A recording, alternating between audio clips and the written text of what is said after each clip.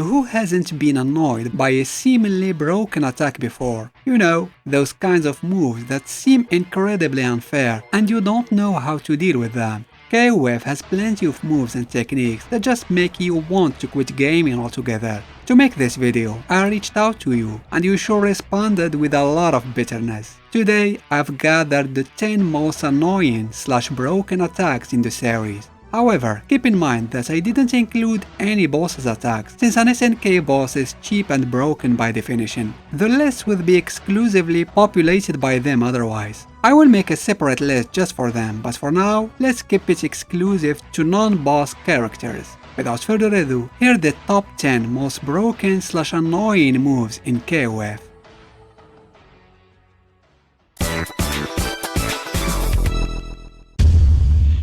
K49 and Nameless have solidified their reputation as top-tier characters throughout the King of Fighters series. The dominance continues in KOF 15, despite K49, now known as Cronin, receiving significant nerfs. The key to their prowess lies in their extensive list of normal and command normal moves, which not only pack a punch, but also prove to be downright annoying for opponents. A prime example is the Jump C, a move that transforms their arms into a menacing drill, delivering multiple hits that leave opponents trapped in a frustrating stun animation. Adding to the irritation, the forward A command normal allows them to advance significantly on the battlefield, all while remaining safe on block. The inclusion of a sliding move and sweeping attack performed with an extraordinary arm range further compounds the aggravation for those facing these characters. In an attempt to balance their overwhelming strength, the developers initially made executing their super moves challenging.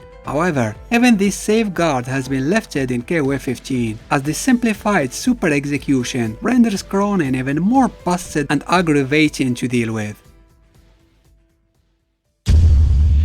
Okay, now this move is not broken or hard to deal with in the slightest. In fact, it's a terrible move that the developer straight out removed it in recent games. The move in question is Whip's Assassin Strike in KOF 99. This peculiar move involves Whip grabbing something unseen off-screen, pulling herself into the sky, and then unexpectedly reappearing at a different location on the stage with a kicking attack. It's reminiscent of Billy's Kyushu Hishukon, but lacks the speed and fluidity, making it more of a cumbersome and awkward maneuver. What truly grates on the nerves, however, are the loud, exaggerated, and overly dramatic screams accompanying the execution of this technique.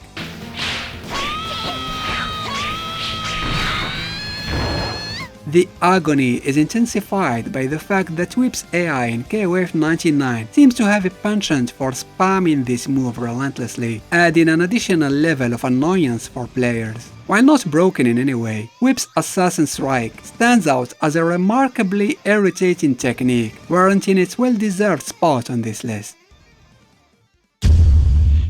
This entry doesn't focus on a specific move, but rather serves as a venting session about the entire existence of Choi in the King of Fighters series. Dealing with Choi has consistently been a source of frustration for opponents. His diminutive stature not only makes it hard to land hits due to his small hurt box, but also grants him exceptional mobility and air movement. Choi's playstyle is marked by an awkwardness that involves striking from unexpected angles, adopting a hit-and-run approach that keeps opponents on their toes. To compound the irritation, Choi's voice and mimics add an additional layer of annoyance. When controlled by a skilled player, you can brace yourself for what it's likely to be the most exasperating King of Fighters experience imaginable. Mian was one of the new faces of KOF 14 that unfortunately didn't make it to the next game. While I'm saying unfortunately, some of you guys are certainly thankful that they no longer have to deal with her super frustrating and annoying dive kicks. Mian's main strength resides in her air control. She has an insane mobility while airborne, making her so hard to deal with. Attempting to punish her attacks can backfire, as she sets cunning traps for unsuspecting opponents. When you think you see an opening to punish her attacks, it's when you fall into her trap. Despite the aggravation induced by these dive kicks, Mian's unique, albeit exasperating playstyle undeniably contributed to her success in KOF 14, warranting consideration for a comeback in future installments. Facing a slow-moving powerhouse grappler like Diamond in KOF inevitably triggers the instinct to evade by jumping, considering the peril that lurks when standing in close proximity to such a character. However, Diamond defies the conventional expectations of a grappler by possessing multiple anti-air moves, creating a vexing predicament for opponents. Among these, his standing heavy kick stands out as particularly exasperating. With no need for intricate motion inputs, a simple press of a button is sufficient to thwart any opponent attempting an aerial assault. This straightforward yet highly effective move became notably potent in KOF 98, bordering on the edge of being broken. Diamond's immense damage dealing capabilities further compound the frustration, as just 2 hits from this formidable kick are enough to instill second thoughts in anyone contemplating another jump, which is exactly what a grappler would want, to keep opponents rooted in uncertainty, hesitant to make a move until the inevitable and dreaded embrace of his lethal hug.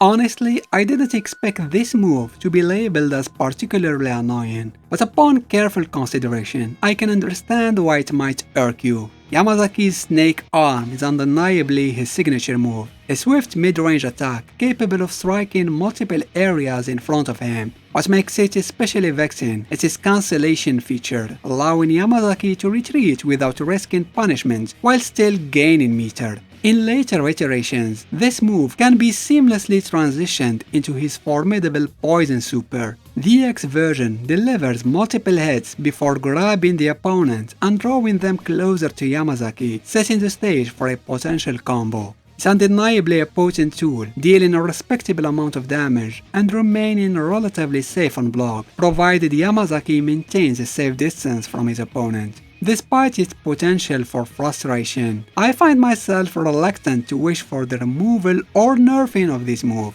After all, it's Yamazaki. Everything about him is perfect. In KOF 98, many characters had alternative versions with exclusive moves and techniques. One of these characters is Ryo Sakazaki, who regains his long-ranged projectiles as well as his air projectiles. However, the most significant change he undergoes can be seen in his Dragon Punch, where now his back faces the camera. This is far from being a cosmetic change. This DP is easily the best DP in the series, bosses not included. Actually, it's superior to many bosses DPs as well. The light version is obviously the best. It's remarkable how far it can reach, how much invincibility it has, and how quickly it recovers. Although it's not safe on block, it recovers so fast that it's more likely you can execute another light DP and punish whatever your opponent was trying to punish you with. Ryo retained his alternative DP in later installments, even after reverting to his old move list. Unfortunately, he lost it in the most recent game. I must admit, I love this move, when I'm the one executing it of course. I especially love its sound effect. Enter Athena, armed with a move that may not be inherently broken, but is undoubtedly ranked among the most exasperating to endure. Athena's Psycho Balls, while essentially fireballs like those of many other characters, distinguish themselves through Athena herself, particularly the way she utters them. Her voice, loud and high-pitched, possesses the uncanny ability to break the fourth wall, causing discomfort not just to the player's character, but also to the player themselves. For God's sake, Athena, you're a singer. One would expect a pleasant melodic voice, not the grating tones accompanying these cursed projectiles. While some of you vehemently express their disdain for Athena's entire existence, I find this a bit too harsh, and I'll reserve my annoyance and displeasure specifically for these super aggravating Psycho Balls.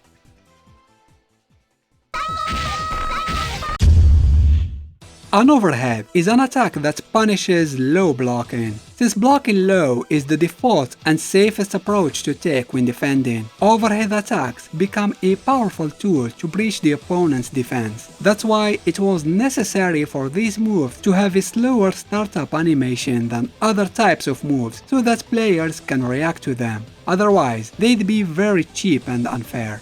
K-Dash's overhead in KOF 2002 UM didn't get this memo, it seems. It remains to this day the fastest overhead in the series. Simply put, you are not reacting to this overhead. It's disgustingly too fast. All you can do is guess, and if you guess wrongly, you can get hit by his low light kick and get comboed by a much more devastating chain of attacks. The closest character to K-Dash in terms of fast overheads is Alice in KOF 14, which can be followed with a max mode activation, but she's not as fast as K-Dash in 02 UM. What the heck were they thinking? Before unveiling the number 1 spot, here's some honorable mentions.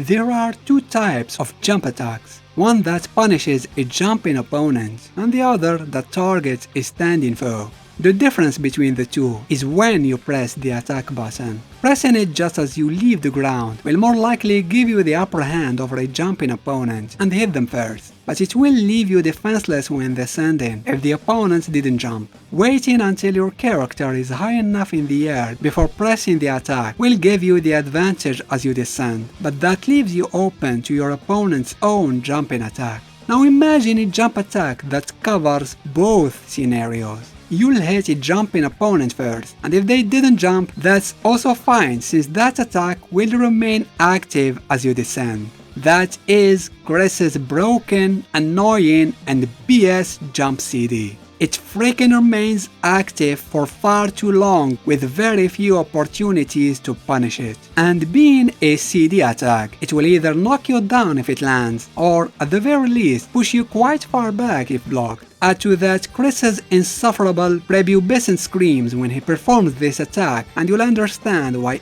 everyone hates it.